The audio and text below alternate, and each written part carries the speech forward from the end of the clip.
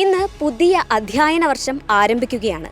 അതിനു മുന്നോടിയായി കുട്ടികളെ ലക്ഷ്യമിട്ട് സ്കൂൾ പരിസരങ്ങളിൽ വിൽപ്പന നടത്തുന്ന ലഹരി പദാർത്ഥങ്ങൾ മേയറുടെ നേതൃത്വത്തിൽ പിടികൂടി. ഇന്നലെ നടന്ന മിന്നൽ പരിശോധനയിലാണ് ഈ വൻ വേട്ട നടന്നത്.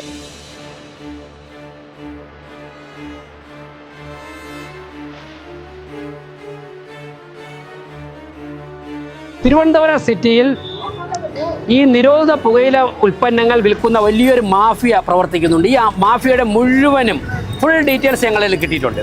ആരൊക്കെയാണ് ഇതിന് ഫണ്ട് ചെയ്യുന്നത്, ആരൊക്കെയാണ് കച്ചവടം നടത്തുന്നത്, അവരുടെ അടിവേരർക്കും എത്രയും പെട്ടെന്ന് തന്നെ ഈ കാര്യങ്ങളൊക്കെ അവസാനിപ്പിച്ച് പോലീസിന് സറണ്ടറായി ഈ ഉൽപ്പന്നങ്ങളൊക്കെ തന്നെ ഡിപ്പാർട്ട്മെൻറ്റിനെ ഏൽപ്പിച്ചു കഴിഞ്ഞാൽ അവർക്ക് വളരെ ശക്തമായ നടപടികളായിട്ട് ഞങ്ങൾ മുന്നോട്ട് പോകും. മാത്രമല്ല ഈ കച്ചവടം നടത്തുന്ന ഈ നിരോധ ഉൽപ്പന്നങ്ങൾ കച്ചവടം നടത്തുന്ന പുകയില ഉൽപ്പന്നങ്ങൾ കച്ചവടം നടത്തുന്ന ലഹരി പദാർത്ഥങ്ങൾ കച്ചവടം നടത്തുന്ന ആ കടകളൊക്കെ തന്നെ അപ്പോൾ തന്നെ കോർപ്പറേഷൻ്റെ ട്രക്കുകളുണ്ട്. ആ ട്രക്കുകൾ ഞങ്ങൾ എടുത്തുകൊണ്ട് പോവുകയാണ്.